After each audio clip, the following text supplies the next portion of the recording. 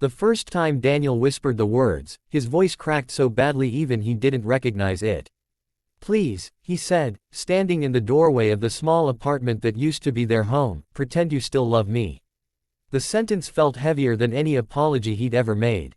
If you've ever loved someone enough to beg them to stay, just for a moment, you'll understand why this story doesn't let go easily. And before it unfolds any further, if stories about second chances, quiet sacrifices, and unexpected miracles move you even a little, don't forget to like this video and subscribe to the channel, because stories like this deserve to be shared. Daniel wasn't begging for himself. He never was. He was begging for his 8-year-old daughter, Lily, who sat on the couch hugging her stuffed rabbit, eyes darting between her parents like she was watching a fragile glass object about to shatter.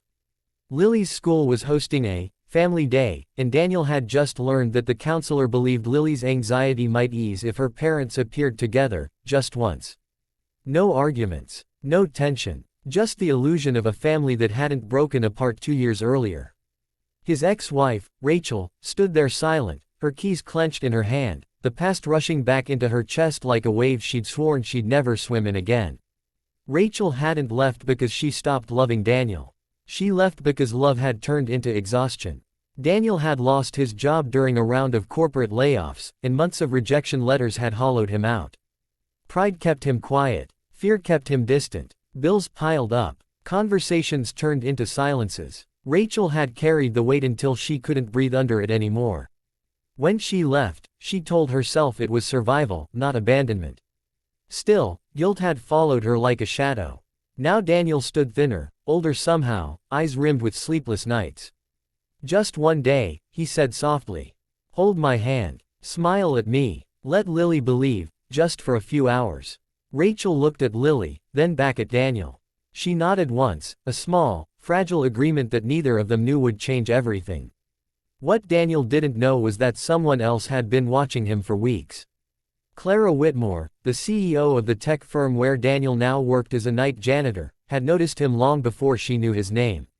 She worked late often, escaping the echo of her empty penthouse.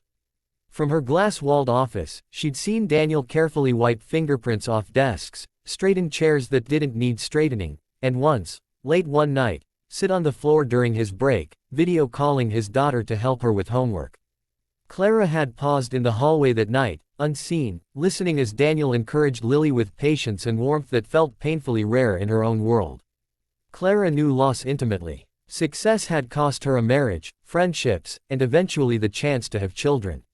She told herself it was worth it, that building an empire mattered more than anything else. But watching Daniel, she felt something unfamiliar stir, respect, maybe, or longing, or both. She began asking subtle questions about the night staff, learning who he was without ever revealing who she was to him. Family Day arrived on a bright morning that felt undeservedly cheerful. Daniel wore his only suit, the sleeves slightly too short. Rachel arrived in a simple dress, her nervous smile almost convincing. Lily's face lit up when she saw them together, and that alone made the life feel worth it. They walked onto the school grounds hand in hand, and for a moment, Daniel allowed himself to imagine that maybe pretending could somehow turn into truth. Throughout the day, Rachel noticed the way Daniel hovered protectively near Lily, how he listened. More than he spoke. He wasn't the man she'd left behind drowning in silence. He'd changed. Hardship had softened him, not broken him. During lunch, Lily ran off to play, leaving them sitting side by side on a bench. The air between them was thick with words neither knew how to say. "I never stopped caring," Daniel admitted quietly. "I just didn't know how to ask for help." Rachel swallowed hard. She wanted to say she'd been waiting to hear that for years.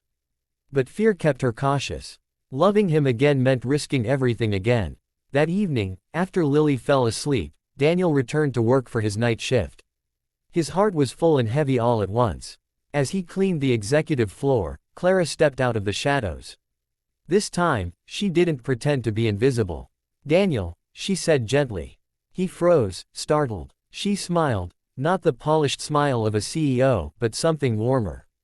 "I'm Clara." He apologized immediately, assuming he'd done something wrong. Clara stopped him with a raised hand.